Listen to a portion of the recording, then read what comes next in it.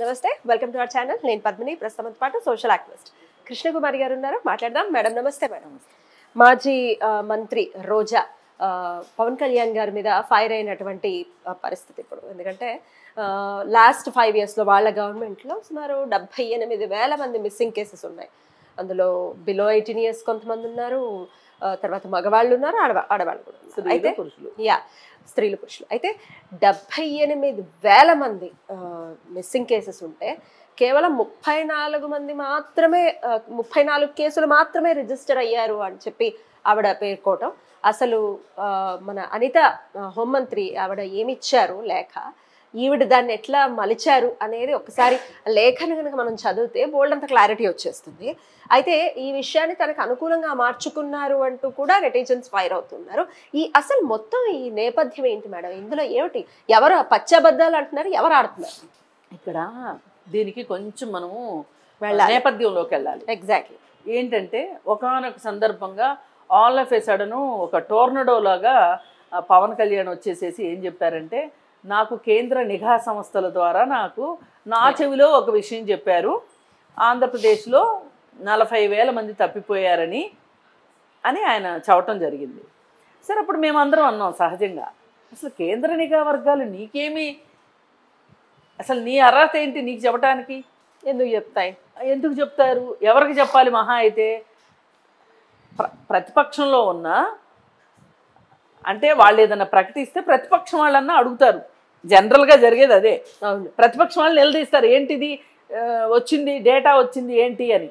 వాళ్ళు కాకుండా లేకుండా లేదు అంటే ఆ రాష్ట్ర ప్రభుత్వాన్నే కేంద్ర నిఘా సంస్థలు హెచ్చరించాలి, ఏంటి మీ రాష్ట్రంలో ఎంతమంది తప్పిపోయారు, ఏంటి సంగతి అని చెప్పి మాట్లాడాలి. అయితే అది జరగలేదు, ఇది జరగలేదు.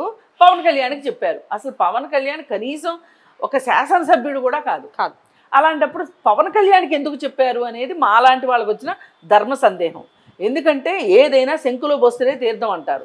ఎవరి ద్వారా రావాలో వాళ్ళ ద్వారానే రావాలి. ఎవరు పడితే వాళ్ళు అవాకులు చవాకులు మాట్లాడితే కుదరదు. సరే, మేము ఆ విధంగా మాట్లాడితే అప్పుడు దీనికి సంబంధించి క్లారిఫికేషన్ ఇవ్వవలసిన బాధ్యత ఎవరిది? ప్రభుత్వాన్ని. ఎవరైతే ప్రభుత్వం ఉందో వాళ్ళు ఏం చేయాలి? అసలు ఇది వాస్తవం కాదు, మీరు చెప్పారని పవన్ కళ్యాణ్ గారు చెప్తున్నారు, శ్రీమాన్ పవన్ కళ్యాణ్ గారు. అసలు మీరు ఇలాంటి అబద్ధాలు ఎందుకు చెప్పారు ఆయనతోటి? మీరు చెప్తారని నేను అనుకోను, కానీ ఆయన వచ్చి అబద్ధాలు మాట్లాడుతున్నాడు. ఇదంతా వచ్చి మీ మీద బురద జల్లినట్లు అవుతుంది. మీరు చెప్పారని చెప్తున్నాడు. అసలు అతను ఎవరు? మాకు తెలియని వార్తలు ఆయనకి ఎట్లా తెలిసినాయి? ఇది అసలు బ్యూరోక్రసీలో ఉన్నామా మనము? అంటే దీనికి ఒక ఏమంటారు, పైనుంచి కిందకి రావడం అనేది ఒక పద్ధతి ఉంటుంది. ఆ పద్ధతి ప్రకారం జరగకోకుండా ఎవరు పడితే వాళ్ళు ఇలాంటి లీకులు ఇవ్వడం ఎంతవరకు కరెక్టు? కేంద్ర రాష్ట్ర సంబంధాల మీద ఇది ఎంత దెబ్బతీస్తుంది?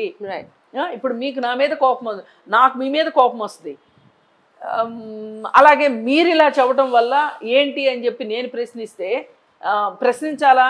నేను రాష్ట్ర ప్రభుత్వం ఆత్మగౌరవంతో ప్రశ్నిస్తే కేంద్ర ప్రభుత్వం ఏం చేస్తుందో అనే ఒక భయం మాకుంటుంది కదా. ఇట్లా మీరు వాళ్ళతోటి ఉత్తర ప్రత్యుత్తరాలు జరుపుకోవాలి. అసలు మాకు ఇవ్వకుండా అతనికి ఎలా ఇచ్చారు ఇన్ఫర్మేషన్ అనో ఏదైనా? అప్పుడు ఇవేమీ జరగలేదు మేడం, అస్సలు అడగలేదు వీళ్ళు. ఇప్పుడు మాట్లాడుతున్నారు, అది కూడా 34 కేసులు మాత్రమే. అయితే ఇది దీని వెనక బ్యాక్గ్రౌండ్. అయితే ఈ బ్యాక్గ్రౌండ్ అయిన తర్వాత ఆ తర్వాత కూడా రాష్ట్ర ప్రభుత్వమే ఇది నేషనల్ క్రైమ్ బ్యూరో అని మనకు ఉంటుంది. ఆ క్రైమ్ బ్యూరో వాళ్ళు కూడా ఇచ్చారు. ఏమని ఇచ్చారు? అప్పుడు 40,000 మంది మహిళలు తప్పిపోయారు, వాళ్ళల్లో అన్సాల్వ్డ్ కేసులు 6,000 ఏమో ఉన్నాయి అని చెప్పి ఒక 8-9 నెలల క్రితం ఎలక్షన్స్కి ముందు అదొక స్టేట్మెంట్ వచ్చింది. అప్పుడు కూడా మేము మాట్లాడితే ఎలాంటప్పుడు కూడా హోమ్ మినిస్టర్ ఒకళ్ళు ఉన్నారు ఆంధ్రప్రదేశ్కి, ఒకళ్ళ తర్వాత ఒకళ్ళు 2 లేడీస్ ఉన్నారు. మేకప్ తోటి సుచరిత గారు, తర్వాత తానేటి వనిత ఉన్నారు. వాళ్ళు ఏం మాట్లాడరు,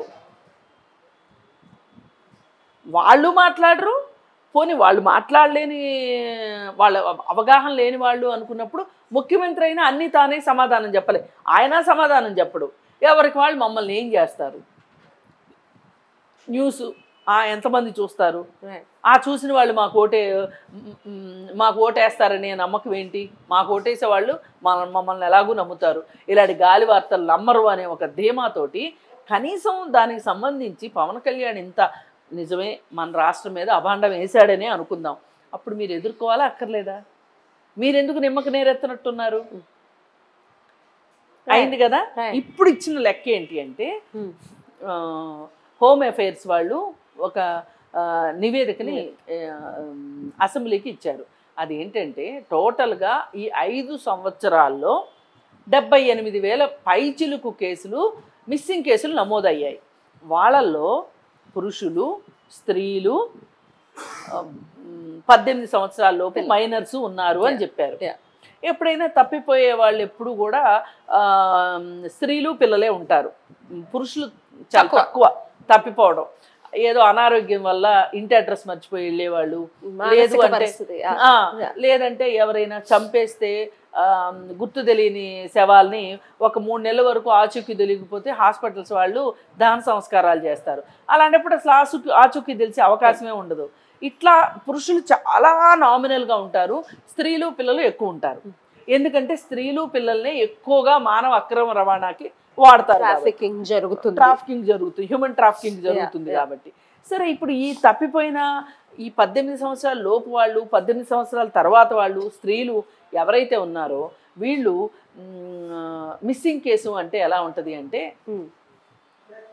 ఇప్పుడు ఒక అత్తగారింట్లో గొడవలు ఏదైనా అవుతున్నాయి, భర్త మీద ఏదైనా కోపం వచ్చింది, ఆమె ఏం చేస్తుంది, ఈ హస్బెండ్కి నీ భయపెట్టాలి అని చెప్పి పుట్టింటికి వెళ్తుంది. వెళ్తూ సమాచారం ఇవ్వకుండా వెళ్తుంది. అక్కడికి వెళ్ళిన తర్వాత వాళ్ళు ఏం చేస్తారు, ఇప్పుడు వాడికి భార్య ఏమైందో తెలుసుకోవాలి, భార్య విలువ ఏంటో వాడికే తెలియాలి అని మా అమ్మాయి వచ్చేసింది ఏంటి బాబు అని చెప్పి, ఏంటి నాయనా ఏం ఘనకార్యం చేసావని అల్లుడిని అడక్కోకుండా ఏం చేస్తారు అంటే ఉంచేసుకుంటారు. పైగా వచ్చినా చెప్పరు, ఫోన్ చేస్తే కూడా చెప్పరు, ఆ అమ్మాయిని దాచిపెట్టేసేసి చెప్పరు, వాడు 4 రోజులు ఏడిపిద్దాంలే అనుకుంటారు. ఈలోపు వాళ్ళు ఏం చేస్తారంటే ఎందుకైనా మంచిదని చెప్పి మేమేదో చంపేశామనే మాట ఎక్కడొస్తుందోనని చెప్పి వాళ్ళు వెళ్ళి మిస్సింగ్ కేసు పెడతారు. మిస్సింగ్ కేసు పెట్టిన తర్వాత ఇక 4 రోజులు పోయిన తర్వాత అలోపలోమని కూర్చుని మాట్లాడుకుంటారు. అప్పుడు వీళ్ళు విత్డ్రా చేసుకుంటారు. సరే, ఈ సాల్వ్డ్ కేసు. ఇప్పుడు కొన్ని అన్సాల్వ్డ్ ఉంటాయి. ఏంటి, ఎవరో తీసుకుని వెళ్ళిపోతారు వీళ్ళని, బాంబేలో అమ్మేయడానికో, లేకపోతే కలకత్తా వ్యభిచార గృహాలకు అమ్మటానికో, లేకపోతే దొంగ. ఇప్పుడు కొంతమంది ఏం చేస్తారంటే ఇంట్లో వాళ్ళు దుబాయో వెళ్తాము అని అడుగుతారు, అడిగితే వీళ్ళు పంపించమంటారు. వీళ్ళు ఏం చేస్తారు అంటే ఏదో ఒక దొంగ మార్గంలో వీళ్ళు దేశం దాటి వెళ్ళిపోతారు. అలా వెళ్ళిపోయిన వాళ్ళని మనం మానవ అక్రమ రవాణానే అంటాం. అలా కేసులు కొన్ని. పోనీ ఇలా వెళ్ళిన వాళ్ళు కూడా ఎలా వెళ్ళారో తర్వాత తెలిసి ఆ మిస్సింగ్ కంప్లైంట్ క్లోజ్ అయిపోతుంటాయి. ఇట్లా ఇవన్నీ జరగ్గా ఒక 70 మాత్రం 80 అన్సాల్వ్డ్. అసలు అది రిపోర్ట్ చేశారు, ఏమి ఫలితం లేదు. 80 కేసులు మటుకు మొండి కేసులాగా అలా ఉండిపోయినాయి. దానికి ఈవిడ ఏం చెప్తుంది, ఈ 80 అని కూడా అనుకోకుండా రోజా అప్పుడు 40,000 మంది 30,000 మంది అని చెప్పి అబద్ధాలు చెప్పాడు అధికారం కోసం పవన్ కళ్యాణ్. ఇదిగో తప్పిపోయింది ఇంతమందే, అనిత కూడా అలాగే ఇచ్చింది చూడండి అని 34 గురించి మాట్లాడుతుంది. ఇప్పుడు ఇలా చేయడం వల్ల ఏమవుతుంది అంటే మీరు ప్రజలను తప్పుదోవ పట్టించినట్టు, మీరు ప్రజలను తప్పుదోవ పట్టిస్తున్నట్టు. ఎందుకు తప్పుదోవ పట్టిస్తారు మీరు? ఎందుకు తప్పుదోవ పట్టిస్తారు? మా కాలం అంతా స్వర్ణయుగం, ఏదో గుప్తుల స్వర్ణయుగం అని అంటారు కదా, గుప్తుల స్వర్ణయుగం మాది, మా కాలంలో ఏమీ జరగల, కావాలని పవన్ కళ్యాణ్ ఇలా కేంద్రం చెప్పిందని అబద్ధాలు చెప్పి మా పరిపాలన బాగాలేదని మా దగ్గర నుంచి అధికారం లాక్కున్నాడు. అది వాళ్ళ ఉద్దేశం. వాళ్ళ ఉద్దేశం అది. ఇప్పుడు నువ్వు అబద్ధాలు చెప్పి ఉప ముఖ్యమంత్రి అయ్యావు, కానీ దీని అంతటికంటే ముందు పవన్ కళ్యాణ్ ఇలా మాట్లాడాడు ఏంటని మీరు మోడీని నిలదీయాలి. మీకు చేతనైతే కేంద్ర నిఘా వర్గాలను అడగాలి. మీరు ఏంటిది ప్రోటోకాల్ లేదా? అసలు పవన్ కళ్యాణ్కి ఏ ఉద్దేశంతో ఇచ్చారు అని. అక్కడ మోడీని మాట్లాడిచ్చే దమ్ము ధైర్యం లేదు మీకు. ఎందుకంటే మీకు కేసులు ఉన్నాయి కదా, మీ అధినాయకుడి కేసులు ఉన్నాయి కాబట్టి ఒకవేళ అవసరమైతే మీ మీద కూడా ఏమన్నా వస్తాయేమోనని చెప్పి మీరు చాలా జాగ్రత్తగా చెంబు తెపల దాచిపెట్టుకున్నట్టు అన్ని ప్రశ్నించాల్సినవి కూడా ప్రశ్నించలేదు. ఇప్పుడు ఇది నిజంగా చాలా ఆత్మగౌరవానికి సంబంధించిన విషయం, మన రాష్ట్రం గౌరవానికి సంబంధించిన విషయం. అంటే ఏం మీకు ఆంధ్రప్రదేశ్ అంత చీప్గా కనిపిస్తుందా? అదే గుజరాత్లో కూడా 70,000 మంది తప్పిపోయారు 5 ఏళ్ల కాలంలో. ఏం గుజరాత్ గురించి మాట్లాడుకోకుండా మా ఆంధ్రప్రదేశ్ గురించి ఎందుకు మాట్లాడారు అని చెప్పి అడగాలి కదా. ఆ రోజు అడగకోకుండా ఈ రోజు పవన్ కళ్యాణ్ మీద పడేడిస్తే ఏమొస్తుంది మీకు? ఇది కేవలం ప్రభుత్వాల్ని ప్రజల్ని తప్పుదోవ పట్టించడానికి మాత్రమే. ఇప్పుడు అన్ని పరిస్థితులు బాగుంటే ఇంతమంది తప్పిపోరు. అసలు ఏంటి మన పరిస్థితులు ఇలా ఎందుకున్నాయని మీరు ఆ రోజు ఆలోచించినట్లయితే ఇలా ఉండేది కాదు. అసలు కనీసము దానికి సమాధానం చెప్పాలని కూడా అనుకోలేదు వాళ్ళు. సమాధానం కూడా చెప్పలా. మాకేంటి నవ్విపోదురుగాక అన్నట్లు అయితే అయిందిలే, గెలిచేది మేమేగా, మేము 30 ఏళ్ళు పరిపాలించడానికి వచ్చామనే ధీమాతో మీరు ఎవరికి సమాధానం చెప్పలా. కానీ ఆ రోజు మీరు మోడీని ప్రశ్నించి ఉన్నట్లయితే రంగేంటో తేలిపోయేది. ఇప్పుడు కాదు కదా, అంతా అయిపోయాక ఇప్పుడు మాట్లాడి ఏమొస్తుంది? అది కూడా లెక్కలు మార్చి మళ్ళీ మాట్లాడటం, లెక్కలు మార్చి చాలా ఆశ్చర్యం, చాలా ఆశ్చర్యం.